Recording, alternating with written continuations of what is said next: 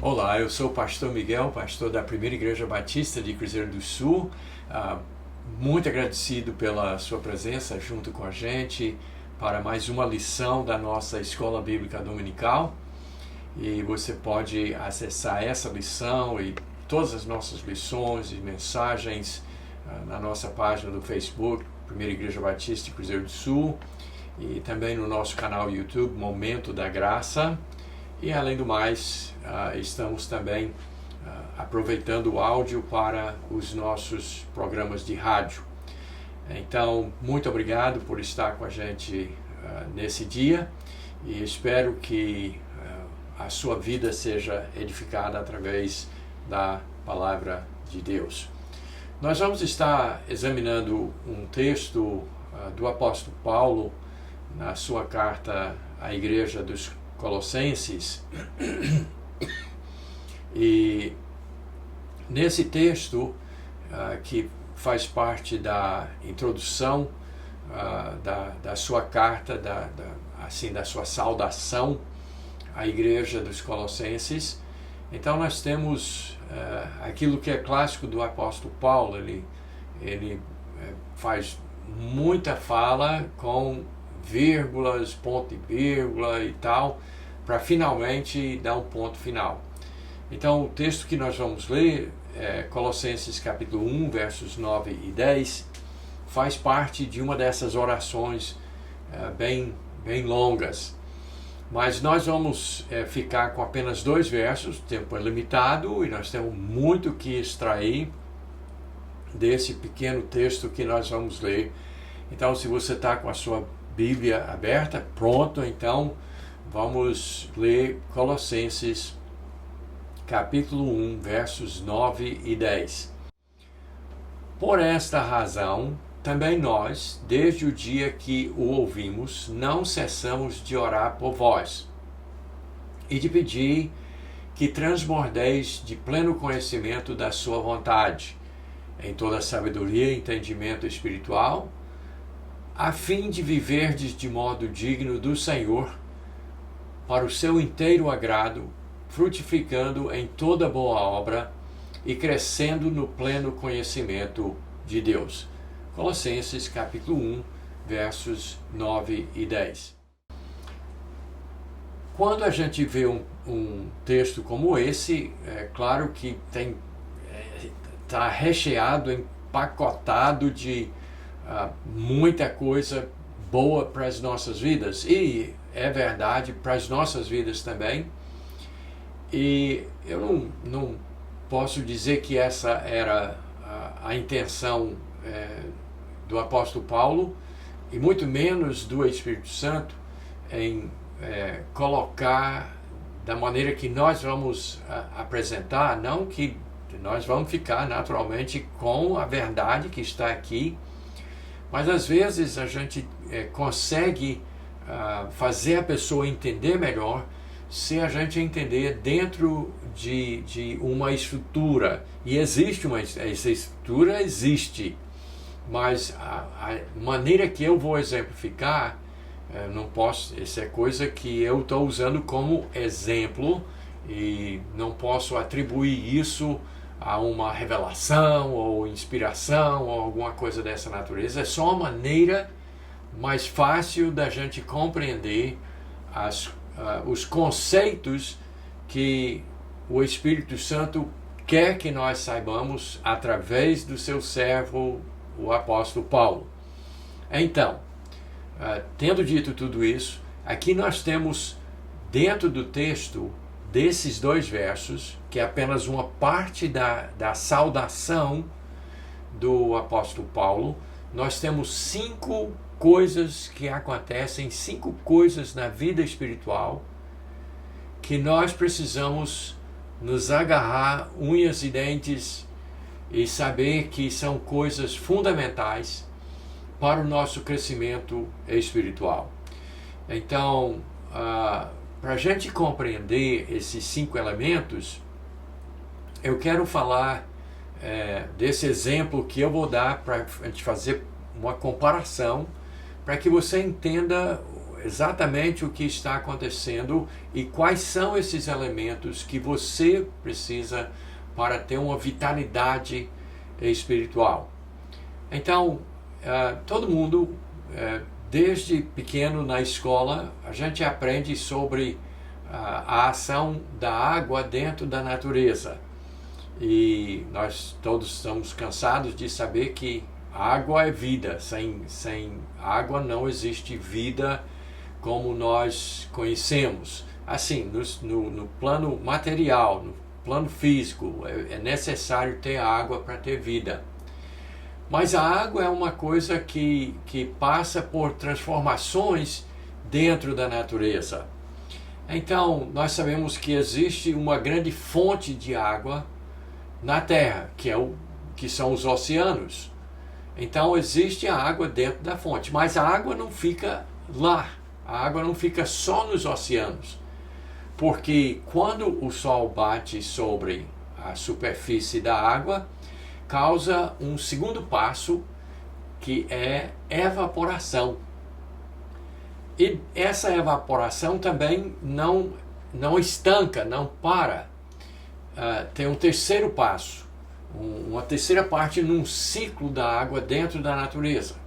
Então começa com a fonte, aí vem a evaporação, depois vem a condensação, que são a formação de nuvens, mas também as nuvens não ficam lá todo o tempo paradas sem fazer nada, sem acontecer nada. Essa condensação dessa água vai fazendo com que as nuvens vão ficando mais escuras, mais pesadas, formando as gotículas de água, e aí vem uma quarta estação da água dentro desse ciclo, que é a precipitação, ou em forma de chuva ou de neve, mas essa água que evaporou, que saiu da fonte, evaporou, condensou, vem a precipitar ou descer, a sair de dentro das nuvens e voltar para a superfície da Terra. E essa água, então, também não fica parada. Ela entra nos igarapés, nos riachos, nos rios e volta para a fonte, que é o oceano. Mas nesse processo todo, nesse ciclo, causa um efeito. As plantas crescem, os animais comem as plantas, aí tem toda a vida que existe na face da Terra, e nós também comemos tanto das carnes dos animais que vivem das plantas, e nós também comemos as plantas. Então a terra frutifica, mas é preciso ter a água. Mas esse processo então está acontecendo todo o tempo e simultaneamente, mas acontece nessa sequência que eu descrevi: a fonte, a evaporação, a condensação, a precipitação e o retorno. Mas esse processo todo causa esse grande efeito de ter vida e vida abundante na Terra. Então, tendo dito tudo isso daí, vamos voltar para o nosso texto, porque lá também tem um ciclo de 5 coisas que Deus quer que sejam realidade nas nossas vidas, se nós somos cristãos. Agora, quem não é filho de Deus, naturalmente essas coisas não vão acontecer. Não há vida, não existe vida.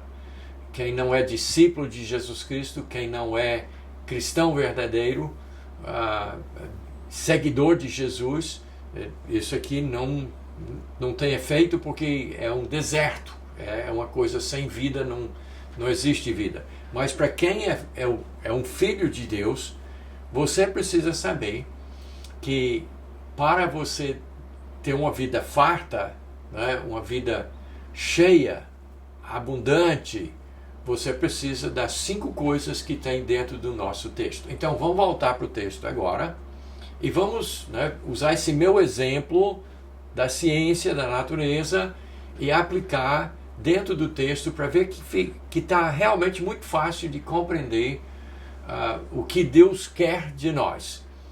E por que essas palavras, apesar de fazer parte apenas de uma saudação do apóstolo Paulo, em uma carta a um grupo de pessoas na cidade de Colossos, então, mas é para nós também e está lá para a gente desfrutar. Então vamos lá. Ele diz: quando eu fiquei sabendo das coisas da vida de vocês, aí eu não cessei, não parei de orar por vós e de fazer um pedido nessa oração pelos colossenses. E lembra que é para a gente também, para nós também que somos cristãos. Mas Paulo orou pelos colossenses pedindo uma coisa. E aí vem, e se você não está fazendo anotações ainda, comece agora. Não perca o que está aqui. A primeira, a fonte da abundância espiritual. Ele diz: eu orei que transbordeis, olha a linguagem, transbordeis de pleno conhecimento da sua vontade, da vontade de Deus. Então, Paulo orou para que os colossenses tivessem transbordantes do pleno conhecimento da sua vontade. E onde é que nós descobrimos a vontade de Deus para as nossas vidas? Está aqui, gente. Na Bíblia, na palavra de Deus. É aqui que nós encontramos. Esse aqui, olha o meu exemplo, é a fonte do conhecimento da sua vontade. É a fonte, é de onde emana a vida. É o nosso sustento. Então, o pleno conhecimento da vontade de Deus vem através da Bíblia. Então você tem que abrir, tem que estudar, tem que meditar. É aqui que sai, é a fonte do pleno conhecimento da vontade de Deus para as nossas vidas. Então esse é a primeira parte, é a fonte, é de onde sai aquilo que nos dá vida. Então, eu quero que você note que ele fala sobre pleno conhecimento da sua vontade. Tudo que Deus tinha para nos revelar, tudo que nós precisamos saber, está aqui. Essa é a fonte. Então nós precisamos disso. E sem isso, não existe, sem essa fonte de água, como se diz, não existe vida. Tem que ter. A segunda coisa, nesse ciclo de crescimento espiritual, que eu vou chamar de ciclo de crescimento espiritual, ele fala sobre, ele orou que eles tivessem toda a sabedoria e entendimento espiritual. Sabedoria e entendimento espiritual. Bom, por outros textos, nós sabemos que essas coisas, essa segunda parte, vem da oração. De nós falarmos com Deus. A fonte da sua vontade é a Bíblia. Mas tem que seguir, tem que ter o próximo passo. Assim como na água tem a fonte, depois tem a evaporação, assim também nesse ciclo espiritual existe a sabedoria e o entendimento espiritual, e isso vem, a Bíblia nos fala isso, da oração. Nós conseguimos discernimento espiritual através da oração.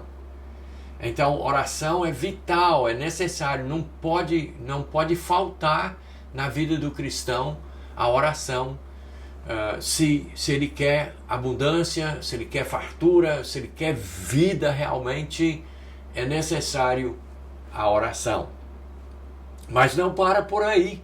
Porque ele diz o seguinte, o terceiro passo nesse ciclo de crescimento espiritual, a fim de viver de modo digno do Senhor. Essa parte que é a nossa santidade. É quando nós vivemos vida santa, diferente. Uma vida separada do mundo. Uma vida onde nós evitamos certas coisas, certas práticas, onde nós nos separamos, santificamos. A santidade, a santificação é absolutamente necessária. Inclusive a Bíblia diz que sem a santificação, no livro de Hebreus fala isso, sem a santificação ninguém verá o Senhor. É absolutamente necessário para termos vida. E ele fala sobre viver de modo digno do Senhor. Então, parte do desejo do apóstolo Paulo, e evidentemente, então, por tabela, da vontade de Deus para as nossas vidas, é a santificação. Tem que ter. Mas faz parte desse ciclo que é natural para o cristão. Então, começa com a fonte, que é a Bíblia, o nosso estudo da Bíblia para extrair a vontade de Deus para as nossas vidas. O discernimento espiritual, que é o segundo, que vem através da oração. Mas tem que ter também vida santificada, vida santa, vida separada. É necessário.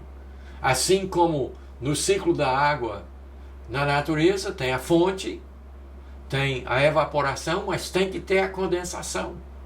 Senão não vai ter os outros passos que causam a abundância. Então é necessário. Não é o que nos salva, a santificação não é o que nos salva, mas é parte integral da vida cristã. E quem acha que pode ter uma vida plena em Deus sem santidade, está se enganando. Não existe isso, é impossível. Assim como se não tiver as nuvens, não vai ter chuva e não vai ter fruto, não vai ter vida. É absolutamente necessário, essencial que exista também a santificação nas nossas vidas. Mas aí vem um quarto ponto.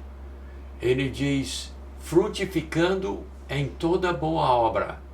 É diferente de santidade. Frutificar, dar frutos, é diferente.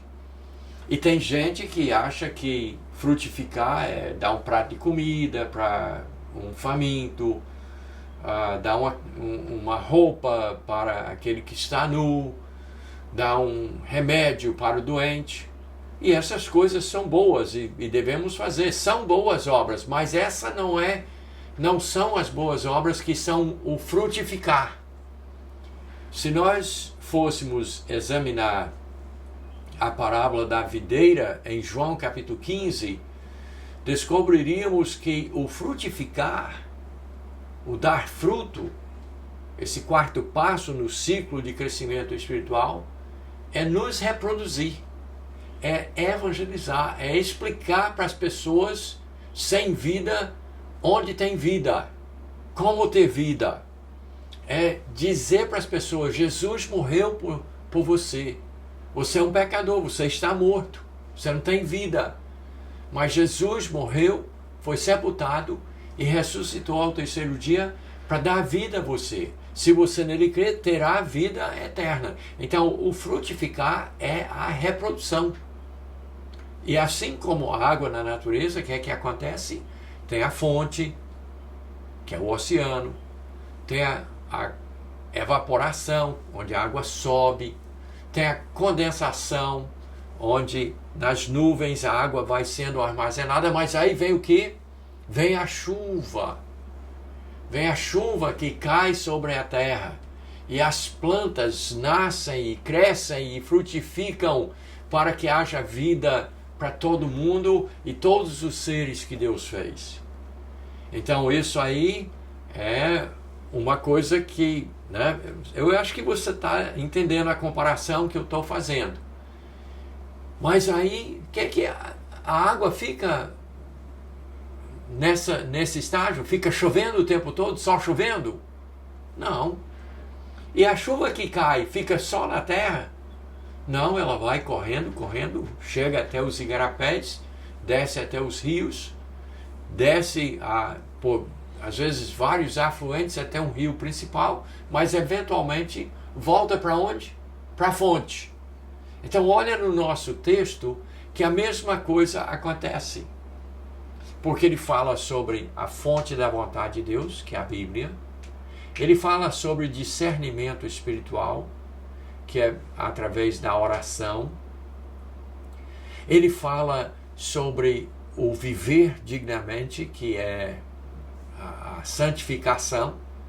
Ele fala sobre frutificar, que é ganhar almas para Cristo, é falar o Evangelho para as pessoas, que traz vida para as pessoas. Mas aí vem um resultado para nós, um crescimento para nós, um crescimento pessoal para o cristão, que é o quinto passo, que ele diz assim, crescendo no pleno conhecimento de Deus. Agora, olha só uma curiosidade dentro do texto. Ele começa falando do pleno conhecimento da vontade de Deus. Isso vem da Bíblia. Mas termina o ciclo voltando para a pessoa de Deus, mas agora não é mais para descobrir a sua vontade, mas é crescer no pleno conhecimento da pessoa de Deus. Ou seja, ele está nos garantindo que se nós entrarmos nesse processo, se nós fizermos parte desse processo, nós teremos intimidade com Deus. Então, o que é necessário para ter intimidade com Deus? Quais são as coisas que tem que acontecer na sequência, mas não somente na sequência, mas também assim simultaneamente. Tem que acontecer todos os 5 passos, tem que estar acontecendo na vida do cristão o tempo todo. Durante toda a vida cristã, essas 5 coisas precisam estar acontecendo. Quais são? A Bíblia, a palavra de Deus, o estudo, a meditação, entrar mesmo, nos alimentar da palavra, uma vida de oração, para ter discernimento espiritual, sabedoria e entendimento. Oração é que produz isso. Precisamos ter vida santa, santidade, viver de modo digno do Senhor para o seu inteiro agrado, como diz exatamente no texto. Vida santa, santificação, santidade tem que ter. Mas também tem que ter o quê? Tem que ter o frutificar, não pode parar. A chuva não pode ficar dentro das nuvens. A chuva tem que acontecer, tem que cair sobre a terra. As plantas precisam absorver a água para que tenha, né, frutas, verduras, né, os animais ter vida. Tudo tem que vir através da chuva. A chuva tem que acontecer, tem que ter o frutificar. E no caso, o frutificar do cristão é ganhar almas, é ganhar outras pessoas. Não é só fazer caridades, é ganhar pessoas para Cristo. E isso vai produzir automaticamente, naturalmente, o que? Um retorno a Deus, onde nós teremos o que? Intimidade com Ele. Nós teremos a possibilidade de conhecer a pessoa de Deus. Então ele fala 2 vezes sobre pleno conhecimento, não sei se você notou, mas ele fala 2 vezes sobre pleno conhecimento. Mas começa com que? Pleno conhecimento da vontade de Deus. Mas se nós passarmos por todo o processo, os 5 passos, nós teremos o que? Conhecimento da pessoa de Deus, intimidade com Ele. Nós faremos parte de sua vida e do seu processo. Mas vamos fazer, para a gente finalizar, algumas observações importantes. Porque muitos cristãos vivem vidas secas, áridas, sem assim aquele viço, como a gente diz, né? Sem aquela coisa abundante. Vivem vidas assim sem graça, porque talvez faltou a palavra para saber a vontade de Deus para a sua vida. Talvez esteja faltando a oração. E então, fazendo a comparação novamente com o exemplo que eu criei para esse texto, o ciclo da água, se você interromper qualquer passo daquele, não tem vida. Não existe vida. É um processo, tem que ser completo. O ciclo tem que girar, tem que acontecer. Não se pode interromper uma parte e ter o resultado da vida, da abundância, de alimentos. Então, a mesma coisa espiritualmente. Você não pode esperar ter uma vida de conhecimento, de intimidade, pleno conhecimento da pessoa de Deus, se você não estuda a palavra dele, se você não ora, se você não tem vida santa, se você não testifica, se você não evangeliza, se você não compartilha a sua fé, se você não compartilha, se você não planta semente, se você não leva Jesus Cristo até outras pessoas, você não pode esperar ter uma vida plena em Deus. Porque é um processo, é tudo, é um ciclo. E isso deve ser contínuo, não pode ser interrompido. E muitas vezes, quando eu ensino sobre esse texto, falando do ciclo, eu deixo muito claro que a fonte está lá constantemente. Evaporação está acontecendo o tempo todo. Condensação está acontecendo o tempo todo. Chuva acontece todo dia em algum lugar na face da terra. E os rios continuam correndo também, levando água de volta para o oceano. Então, essa coisa é contínua. E você não pode interromper e esperar ter o resultado de abundância. A mesma coisa espiritualmente. Você não pode, por exemplo, dizer: na segunda-feira eu vou estudar a minha Bíblia. Aí na terça-feira eu vou orar. E na quarta-feira eu vou viver vida santa. Quer dizer, os outros dias você não vai? E na quinta-feira eu vou ganhar uma alma para Cristo. Aí na sexta-feira eu vou ter intimidade com Deus. Não é assim. Não é dessa forma. É uma coisa que todo dia tem que ter as 5 coisas. Todo dia isso tem que fazer parte das nossas vidas. Então vamos recapitular rapidinho. A fonte do conhecimento da vontade de Deus é a Bíblia. Temos que ter discernimento espiritual, isso vem da oração. Mas nós temos que viver vidas santas. Temos que ter santificação. Nós temos que ganhar almas. E nós temos que ter intimidade com Deus, fartura, vida plena. E isso nós todos podemos ter. Mas temos que entrar no processo. E temos que fazer isso constantemente, simultaneamente, todos os dias, durante toda a nossa vida. Então, eu espero que você tenha feito as suas anotações.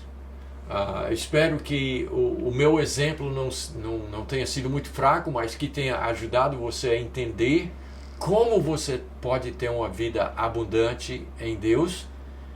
E é isso, assim como o apóstolo Paulo desejou para os Colossenses, eu desejo para você, e mais do que isso, Deus deseja que você seja abundante, que tenha vida abundante em Deus.